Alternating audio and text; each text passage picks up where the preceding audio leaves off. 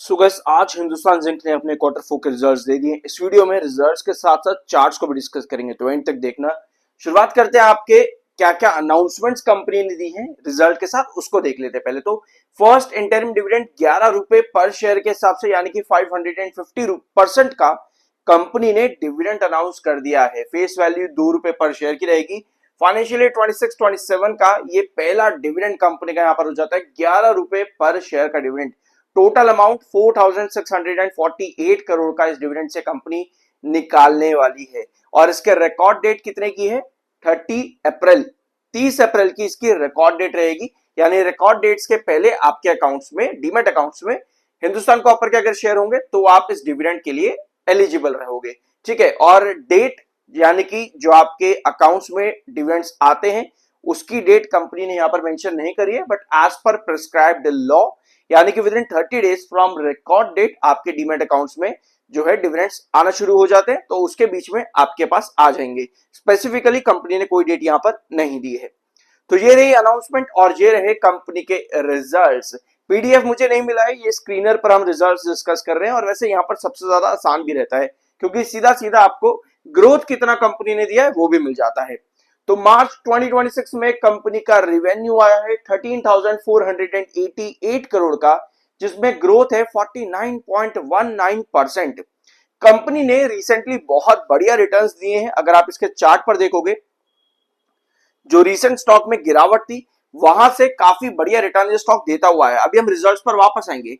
लगभग 482 के base line से अगर आप इस पुराने चार्ट्स पर देखोगे तो आपको नजर आएगा 482 के बेस से स्टॉक ने रिटर्न दिए। अब कल के सेशन के अंदर और आज के सेशन में, ये डेली टाइम फ्रेम का चार्ट है, आपको ये रिजेक्शन देखने को मिल रहा है पिछले दो सेशन के अंदर लगभग 605 के पास में, 605 में। अब 605 क्या कोई इंपॉर्टेंट ट्रेंड है? मेरे हिसाब से इतना इंपॉर्टेंट नहीं है।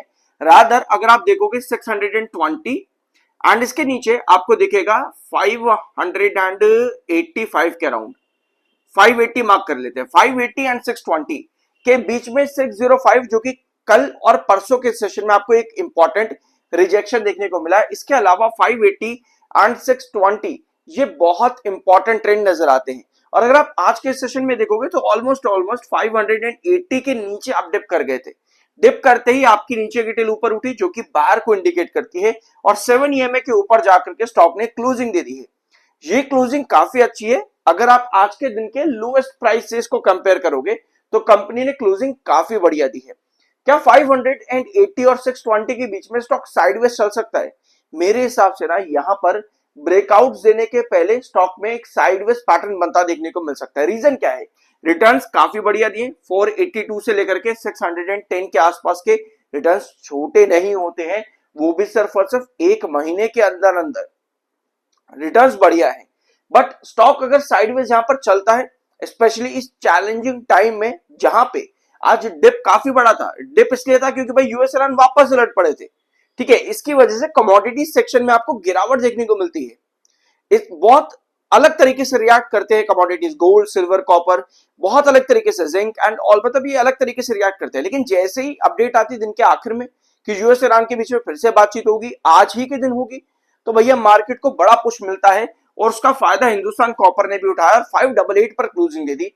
वेरस आज के दिन का लो काफी बड़ा था। अगर आप पिछले दो सेशन के हायर प्राइस को देखोगे तो वहां से काफी बड़ी गिरावट ऑलरेडी आ चुकी है।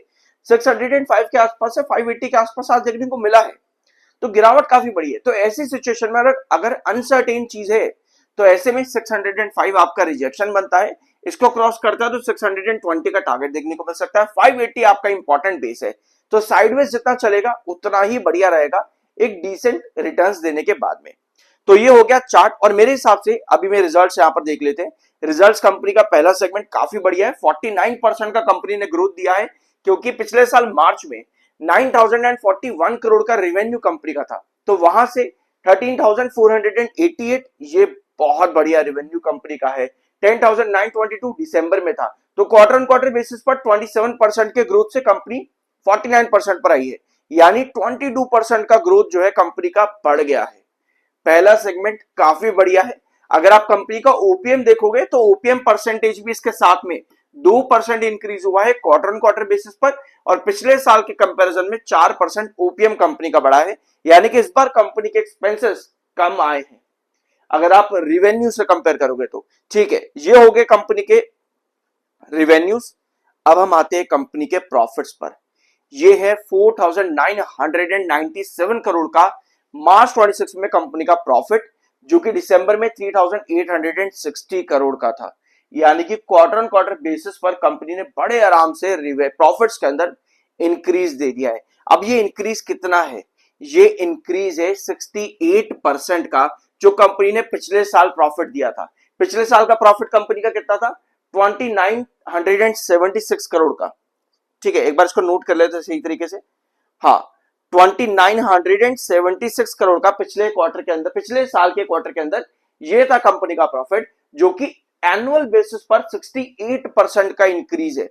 और अगर आप दिसंबर का ग्रोथ देखोगे तो कंपनी का 46% का ग्रोथ था, यानी कि 22% का ग्रोथ कंपनी ने बढ़ाया है, जिसकी वजह से कंपनी का ईपीएस 9.18 से 11.83 पर चला जाता है। तो ये वाला रिजल्ट मेरे हिसाब से कंपनी का वापस से बढ़िया आया है। ऑल्दो दिसंबर क्वार्टर में भी कंपनी ने बहुत बढ़िया रिजल्ट दिया था। अगर आप यहाँ दिसंबर क्वार्टर के ग्रोथ भी देखोगे तो वहां भी कंपनी ने बहुत बढ़िया काम किया था। ऑल्दो इतने बढ़िया रिजल्ट से कंपनी में क्या मदद मिलती है? कंपनी के फंडामेंटल्स को मदद मिलती है, और जितनी मदद कंपनी के फंडामेंटल्स को मिलती है ना, उतनी higher valuation in a long run आपको देखने को मिल सकती है। ये होती है पॉसिबिलिटीज रिजल्ट्स के बाद में।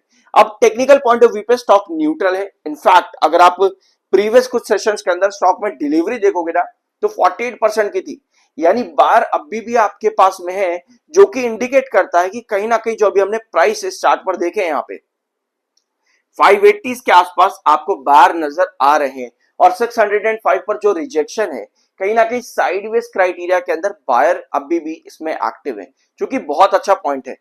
तो ये था आज के दिन का वीडियो।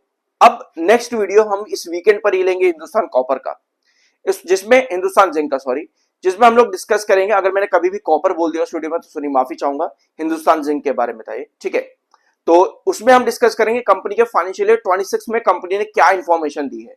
तो तब तक के लिए सब्सक्राइब जरूर कर देना। मिलता अगले वीडियो में। सो गाइस, आज हिंदुस्तान जिंक ने अपने क्वार्टर 4 के रिजल्ट्स दे दिए। इस वीडियो में रिजल्ट्स के साथ साथ चार्ट्स को भी डिस्कस करेंगे, तो एंड तक देखना। शुरुआत करते हैं आपके क्या क्या अनाउंसमेंट्स कंपनी ने दी हैं रिजल्ट के साथ, उसको देख लेते हैं पहले। तो फर्स्ट इंटरिम डिविडेंड 11 रुपए पर शेयर के हिसाब से, यानी कि 550% का कंपनी ने डिविडेंड अनाउंस कर दिया है। फेस वैल्यू 2 रुपए पर शेयर की रहेगी। फाइनेंशियल ईयर 26-27 का ये पहला डिविडेंड कंपनी का यहाँ पर हो जाता है, 11 रुपए पर शेयर का डिविडेंड। टोटल अमाउंट 4648 करोड़ का इस